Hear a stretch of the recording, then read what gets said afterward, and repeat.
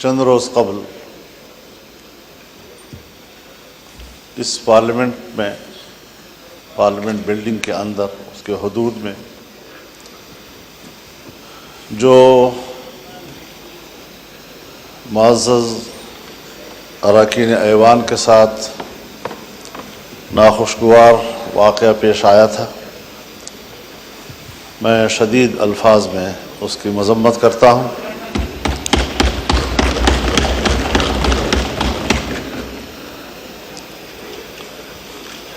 ساتھ ہی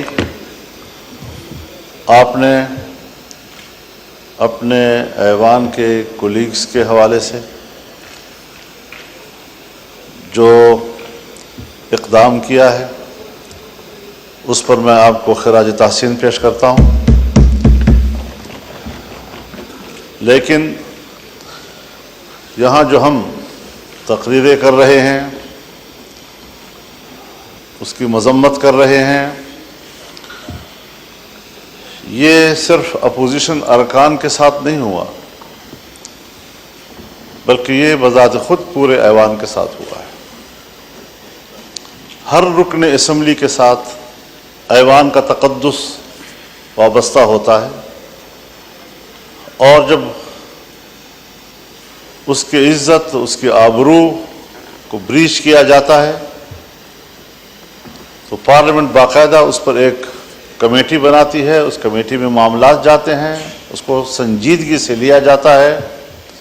حق تو یہ ہے جناب اسپیکر کہ آپ کی قیادت میں اس ایوان کو کم از کم 3 دن تک بند کر دیا جاتا، احتجاج کے طور پر، کہ آئندہ اس ایوان کے ساتھ اور اس کے اراکین کے ساتھ اس قسم کے اقدامات نہیں ہوں گے۔ جناب والا،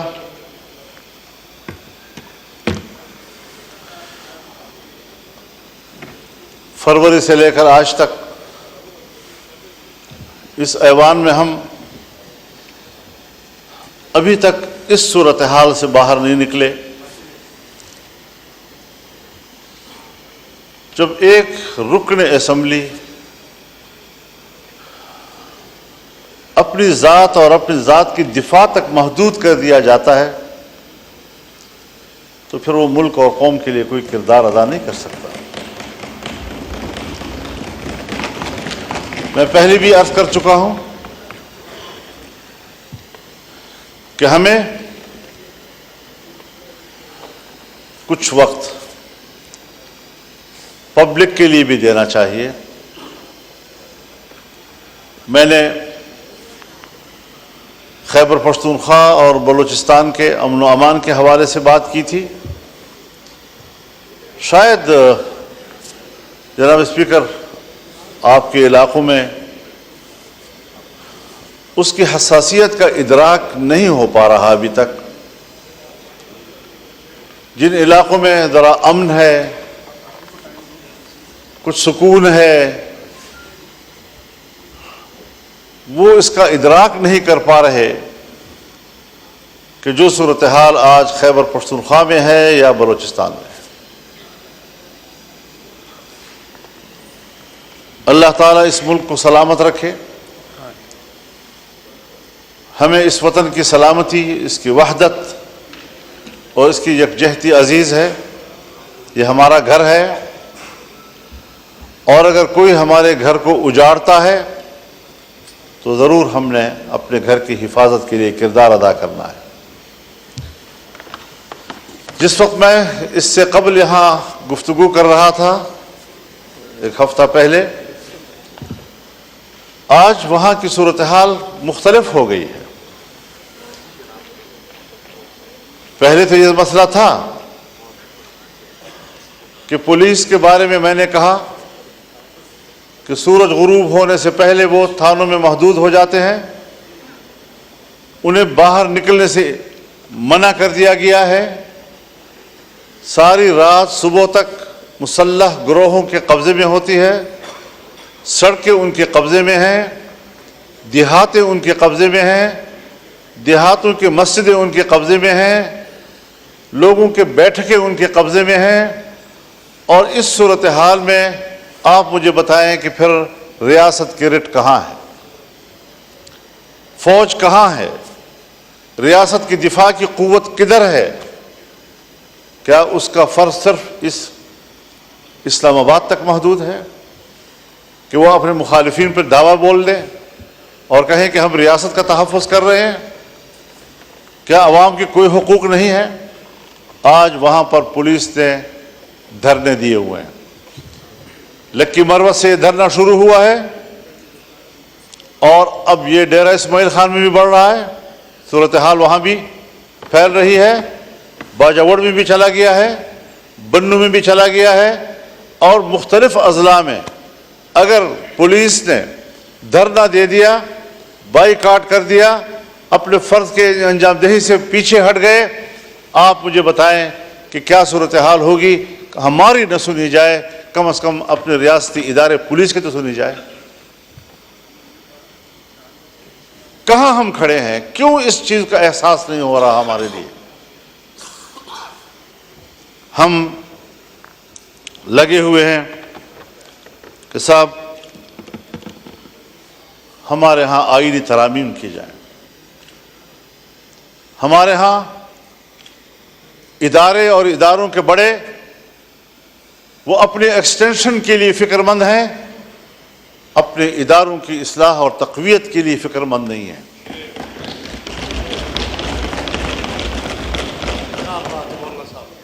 ایکسٹینشن کا عمل اگر فوج کے اندر ہے تب بھی غلط ہے، اگر عدلیہ کے اندر ہے تب بھی غلط ہے، اگر سول بیوروکریسی کے اندر ہے تب بھی غلط ہے۔ یہ تو کل پارلیمنٹ بھی مطالبہ کر سکتا ہے کہ 5 سال کے بعد ہمیں بھی 5 سال کی ایکسٹینشن دی جائے، ہو سکتا ہے جی۔ اگر کورٹ کو حق حاصل ہے، اگر فوج کو حق حاصل ہے، اگر بیوروکریسی کا حق حاصل ہے، پارلیمنٹ تو سپریم ہے، اس کو تو بدرجہ اولا یہ حق حاصل ہوگا۔ یہ روایتیں حضرت کوئی اچھی روایات نہیں ہیں، اور میں برملا اس بات کا اظہار کرنا چاہتا ہوں کہ اس حوالے سے ہماری پوزیشن بالکل واضح ہے، ہم اپوزیشن ہیں، اس پر اپوزیشن کا کردار ادا کریں گے، اور کبھی ہم اس ملک کے اندر ایک غلط روایت کی بنیاد نہیں ڈالنے دیں گے۔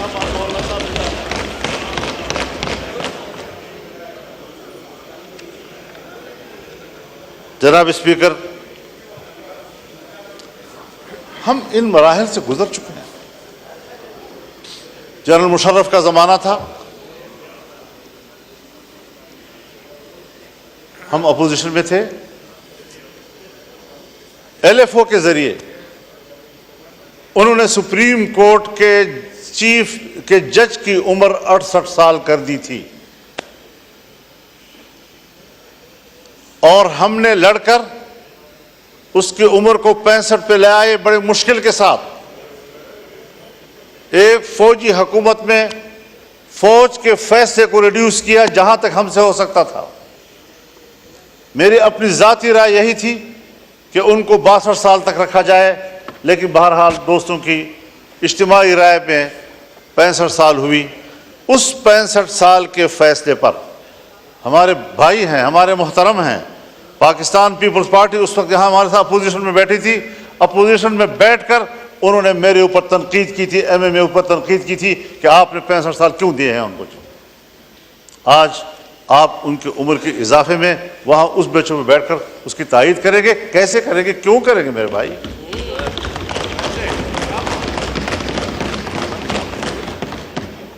اصول اصول ہوتا ہے، ہمیں کچھ اصولوں کی پیروی کی طرف جانا چاہیے۔ جناب اسپیکر، ہمیں تسلیم کر لینا چاہیے کہ ہمارا جو عدالتی نظام ہے وہ فرسودہ ہو چکا ہے۔ ہمارے عدالتوں کے سامنے جتھے بیٹھے ہوتے ہیں اور وہ فریقین کو اطمینان دلاتے ہیں کہ آپ کا فیصلہ یوں ہوگا اور آپ کا فیصلہ یوں ہوگا۔ ان جتھوں کو ختم کریں اور عدالت کو طاقتور بنائیں تاکہ اس پر اعتماد ہو۔ آپ بھی واقف ہیں اس سے اور میں بھی اس سے واقف ہوں۔ باتیں سچ ہوتی ہیں، کوئی کہتا نہیں ہے، اور اگر کہنی پڑ جاتی ہے تو ہمارے متھے لگ جاتی ہے۔ آج بھی حضرت جناب اسپیکر، ہماری عدالتیں لابیوں میں تقسیم ہو چکی ہیں، اور وہ باہمی طور پر عدلیہ نہیں بلکہ وہ ایک سیاسی گروہ بن چکے ہیں۔ کوئی ایک پارٹی کو سپورٹ کر رہا ہے تو کوئی دوسری پارٹی کو سپورٹ کر رہا ہے۔ میں کہتا ہوں چیف جسٹس میری مرضی کا ہو، آپ کہتے ہیں نہیں چیف جسٹس میری مرضی کا ہو۔ کیوں؟ یہاں پر بات کیوں آ گئی ہے؟ ہم نے اس ایوان نے کیا اس نظام میں اصلاحات کی طرف نہیں جانا؟ جناب اسپیکر، میں تجویز کروں گا، حکومت کے سامنے تجویز کروں گا، کیونکہ اول فرض ان کا بنتا ہے کہ جوڈیشل ریفارم لائے جائیں، اپوزیشن کے ساتھ بیٹھ کر لائے جائیں، اس پر کمیٹی بنائی جائے اور بتایا جائے کہ ہم عدالت کا نظام کیا ہونا چاہیے۔ چیف جسٹس کے لیے ہائی کورٹس کے معیارات اور ہیں اور سپریم کورٹ کے معیارات اور ہیں، فوج میں چیف کے لیے معیارات اور ہیں، اور عدلیہ میں چیف کے لیے معیارات اور ہیں۔ ان معیارات کو یکساں کیا جائے۔ کہیں پر آپ کچھ کر رہے ہیں تو کہیں پر آپ کچھ کر رہے ہیں، کسی کو کوئی رعایت دے رہے ہیں، اور جب آپ ایکسٹینشن میں مشکل محسوس کرتے ہیں تو مجھے یاد ہے کس طرح ہمارے ہاتھ مروڑ کر ہم سے جبری طور پر ایک چیف آف آرمی اسٹاف نے اس ایوان کے اندر قانون سازی کرائی۔ آپ کو بھی یاد ہے، مجھے بھی یاد ہے کتنا ہم نے اس جمہوریت کو کمزور کر دیا ہے۔ اور پھر جو ایوان اس پر یہ چھاپ لگ جائے کہ یہ عوام کی نمائندہ کم اور اسٹیبلشمنٹ کی نمائندہ زیادہ، پھر آپ کو بحیثیت ایوان کے اسٹیبلشمنٹ کی نوکری کرنی پڑے گی، عوام کی خدمت آپ نہیں کر سکتے۔ آج 60,000 سے زیادہ مقدمات سپریم کورٹ میں پینڈنگ پڑے ہیں۔ ان لوگوں کا کیا قصور ہے جن کے مقدمات نسل در نسل چلتے رہتے ہیں؟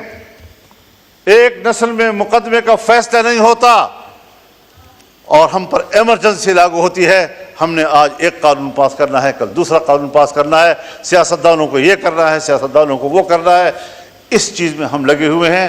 کیا یہ نہیں ہو سکتا کہ آئینی معاملات کے لیے ایک مستقل عدالت ہی بنا دی جائے تاکہ عام عدالتیں ہمارے وہ غریبوں کے معاملات کو طے کریں، عام آدمی کے معاملات کو طے کریں اور فیصلہ کریں کہ جلد از جلد انصاف مہیا کیا جائے۔ ہمارے ملک کے اندر انگریز کے دور کا وہ نظام عدل موجود ہے کہ جو صدیوں تک مقدمات چلتے ہیں اور طے نہیں ہو سکتے۔ آج بھی ہم اسی روش پہ چل رہے ہیں۔ ہمیں پاکستان بنانے کے بعد آج عدلیہ کے حوالے سے بھی انقلابی فیصلے کرنے ہوں گے تاکہ ہمارے غریب آدمی کو جلد از جلد انصاف مہیا ہو سکے۔ کیا کر رہے ہیں آپ لوگ؟ تو نظام کو تبدیل کرنا ہے، تبدیلی لانی ہے تو پھر صحیح معنوں میں تبدیلی لائے۔ میرے حق میں ہو وہ تبدیلی اور آپ کے حق میں ہو تو وہ تبدیلی نہیں، اس کو تبدیلی نہیں کہا جاتا۔ اپنی روش پر تبدیل کرنا پڑے گا، اپنے اعتماد کو بحال کرنا پڑے گا، اور اس پارلیمنٹ کو سپریم بنانا ہوگا۔ پارلیمنٹ میں اگر پارلیمنٹ سپریم ہے تو ہر ممبر یہاں پر بات کر سکتا ہے۔ یہاں پر عدلیہ پہ بھی بات ہو سکتی ہے، ہم اس سے بھی سپریم ہیں۔ یہاں پر فوج پہ بھی بات ہو سکتی ہے، ہم اس سے بھی سپریم ہیں۔ لیکن سب ہمیں اپنا ماتحت سمجھتے ہیں۔ آج یہاں بات کرو توہین عدالت کا مقدمہ آ جائے گا ہمارے پیچھے۔ آج یہاں فوج کے کردار پر آپ تنقید کریں، ریاست کے کردار پر آپ تنقید کریں، آپ بلوچستان میں کیا کر رہے ہیں، آپ کے پی میں کیا کر رہے ہیں، آپ نے پورے ملک کو اپنے قبضے میں لیا ہوا ہے، امن و امان کا کوئی نام و نشان نہیں ہے، اس پر آپ بحث کریں، ایجنسیاں آ جاتی ہیں آپ کو ایوان سے پکڑ کے لے جاتی ہیں۔ وہ تو آپ کے آئین میں لکھا ہوا ہے کہ ہم عدلیہ اور فوج کے خلاف نہیں بات کر سکتے۔ تو ان اس کی لیے اصلاح کے لیے، ان کی اصلاح کے لیے تو بات کر سکتے ہیں. جی اصلاح کے لیے تو ہاں بالکل تو بس میں اصلاح کی بات کر رہا ہوں. میں ان کو بالکل. تنقید تو نہیں کر رہا. سر آنکھوں پر عدالتیں، فوج کے جنرل سر آنکھوں پہ، جی تو میں اسی لیے کہہ رہا تھا کہ ججز ہمارے سر آنکھوں پہ، چونکہ لکھا ہوا ہے تو اس لیکن ان کے لیے نظام کو تو ٹھیک کریں جی تاکہ وہ جبر تو نہ کریں، آئین سے تجاوز تو نہ کریں، اخلاق سے تجاوز تو نہ کریں، پارلیمنٹ کا تقدس تو نہ خراب کریں. ہم ان کے خلاف نہیں بولیں گے، میں آپ سے وعدہ کرتا ہوں، لیکن میرے اراکین کو اس طرح گرفتار کرنے کی اجازت بھی نہیں دی جا سکتی.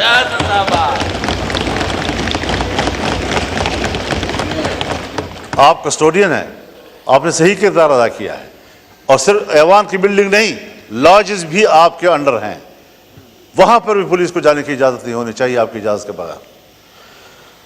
تو یہ ساری وہ صورتحال ہے. وہ بھی مولانا صاحب آپ کو یاد ہے کہ ایک دفعہ جب ہوا تھا اس کے بعد سب نے مل کے ڈلوایا تھا کہ لاجز بھی پارلیمنٹ کا حصہ گنا جائے گا، تو وہاں بھی آپ صحیح کہہ رہے ہیں کہ وہاں بھی جانے کی اجازت نہیں ہونی چاہیے، اور ہے بھی نہیں. تو یہ ساری صورتحال ہے. ٹھیک ہے، ایک کرائٹیریا ہے کہ سینیئرٹی کی بنیاد پر فیصلے ہونے چاہیے، لیکن صرف سینیئرٹی بھی تو کافی نہیں ہوتی. ذرا ریکارڈ دیکھا جائے، اہلیت کتنی ہے اس کی، ذرا دیکھا جائے فٹنس کیا ہے اس کی. فالج زدہ معذور آدمی کو بھی آپ کہیں کہ وہ چیف جسٹس ہو، چیف آف آرمی اسٹاف بن جائے، وہ کیسے ہو سکتا ہے؟ تو اس ساری چیزوں کو دیکھ کر ہمیں اصلاحات کی طرف جانا چاہیے. اور اس کے لیے میں تو یہ سوچتا ہوں، اور میری تجویز ہوگی کہ چیف جسٹس کے لیے جوڈیشل کونسل اور پارلیمانی کمیٹی کا مشترکہ اجلاس ہو، اور یہ فیصلہ کریں کہ کس کے حق میں فیصلہ کیا جاتا ہے.